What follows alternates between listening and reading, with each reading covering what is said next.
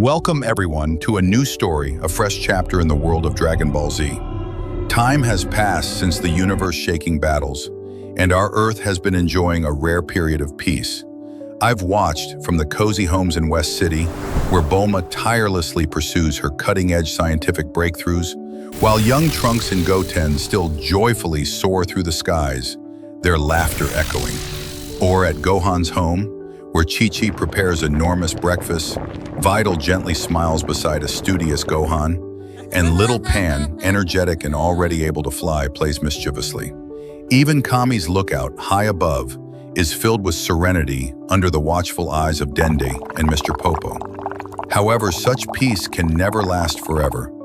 On a desolate, distant planet, our two greatest warriors, Goku and Vegeta, relentlessly train, pushing themselves to new limits in their Super Saiyan blue forms. Little did they know that millions of years ago, a terrifying prophecy was made, and now it's slowly beginning to unfold. On the Destroyer God's planet, even the mighty Beerus has his peaceful slumber interrupted by this event. Whis, with his usual calm, sensed a colossal life energy subtly vanishing from the universe. He spoke of an ancient name, a forgotten horror, the Soul Devourer. A parasitic entity with no fixed physical form, sustained by absorbing the souls and life force of entire planets. At the same time, in his own realm, King Kai made a horrifying discovery. A planet had simply vanished from the galactic map. No explosion, no destruction, just emptiness. He tried to contact Goku, but the signal was faint. Then Whis and Beerus themselves appeared, bringing a clearer warning about the encroaching menace towards Earth. Immediately, our warriors, Goku, Vegeta, Gohan, Piccolo, Krillin, Android 18, and everyone else gathered at Bulma's home. They listened as Whis explained the terrifying nature of the Soul Devourer, an enemy that couldn't be defeated by conventional physical attacks, for it grew stronger by absorbing the very energy aimed at it, an enemy completely unlike anything they had ever faced. Just a few days later, the first signs of this invasion began to appear right here on Earth. Flowers in the city park suddenly withered. Birds fell lifelessly from trees. People felt an unexplained fatigue. Piccolo and Gohan, with their keen senses, were the first to detect the strange disruption in the planet's life energy. Krillin and Android 18, on a casual stroll, unexpectedly encountered faint, invisible energy entities, the initial remnants of the Soul Devourer. These creatures attack by draining life force. When their powerful ki blasts were unleashed, instead of being destroyed, the entities absorbed them, growing larger and more visibly terrifying. Goku and Vegeta, sensing their friend's struggle, instantly transmitted to the scene. In their Super Saiyan blue forms, they launched their most potent attacks, but astonishingly, even their devastating power was absorbed by the foe, making it even larger, even stronger.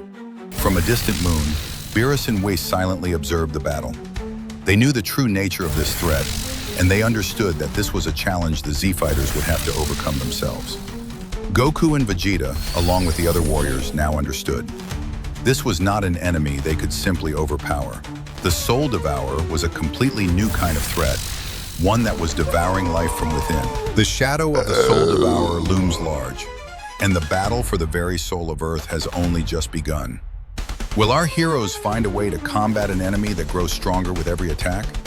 The answer awaits in the next episodes of Dragon Ball Z, Legacy of an Era. Welcome back, everyone, to the next chapter of Dragon Ball Z, Legacy of an Era. After our initial, desperate encounter with the Soul Devourer, an enemy immune to raw physical might, our warriors realized they needed a completely different approach. I watched as they returned to Capsule Corp, the frustration and tension etched on every face. Gohan and Bulma, with their extraordinary intellect, immediately delved into research. They pored over ancient scrolls, records passed down through generations from the time of Kami and Dende, searching for any clue about a similar threat. Whis and Beerus were present too, maintaining their usual calm, yet their vague hints only deepened the mystery. While Goku and Vegeta still bristled, impatient with an enemy they couldn't simply punch, Gohan and Bulma made an astonishing discovery. From the cryptic ancient texts, a name slowly emerged: the Ancient Academy of Magic. A forgotten place, shrouded in legend, said to hold the key to combating energy-absorbing entities. This wasn't a place for key battles, but for understanding a new kind of power: magic. Without delay, a small group consisting of Goku, Vegeta, Gohan, and Piccolo set out. They instant transmitted to a dense, desolate forest where gnarled ancient trees and thick mist clung to the ground.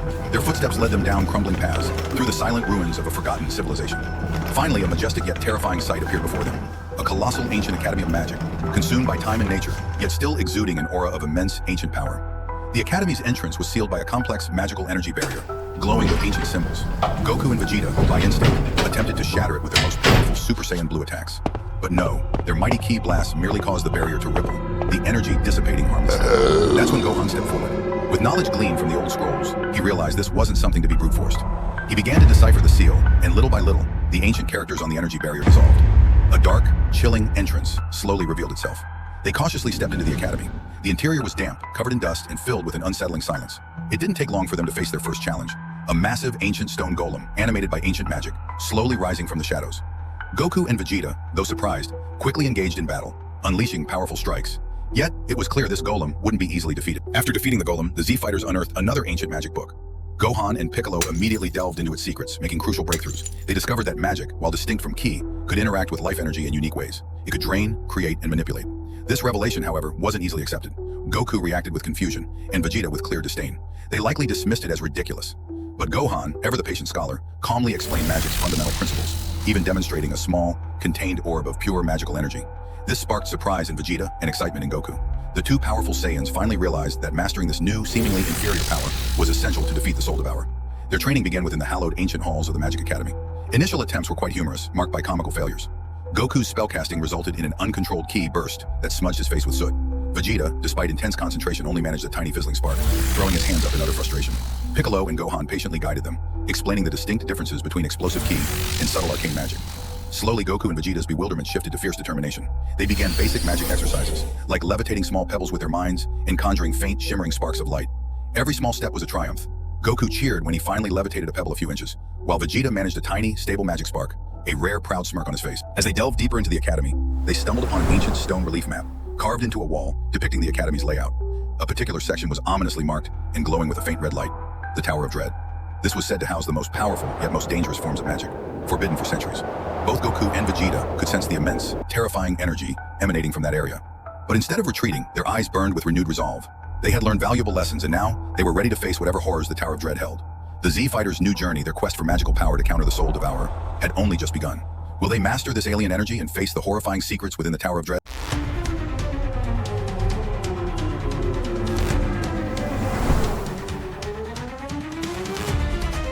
The final battle raged. I watched as the Soul Devourer expanded, engulfing the ruined city in void, draining all ki and life. Goku and Vegeta, with their magic-infused Super Saiyan Blue power, unleashed devastating Kamehamehas and final flashes. The land trembled from the impact. But the horror remained. The Soul Devourer, though damaged, rapidly regenerated. Its red eyes burned, letting out a terrifying roar. Despair set in. They knew conventional attacks wouldn't work, and ultimate sacrifice was needed. Then I witnessed it. One warrior, eyes filled with resolute sorrow, stepped forward. With a mighty cry, they channeled their entire being, combining ki and magic into a blinding, multicolored vortex. It consumed them and the Soul Devourer in an unprecedented energy storm. Goku and Vegeta watched, shocked and heartbroken, reaching out too late. The massive vortex imploded, vanishing, leaving behind an empty, silent, scarred landscape. The Soul Devourer was gone. A profound stillness settled. The remaining Z-Fighters stood, heads bowed, burdened by loss. The red sky slowly cleared. Yet amidst the desolation, a small glowing relic remained, a symbol of enduring legacy, courage, and hope. The enemy was defeated, but at a tremendous cost. A new era had truly begun.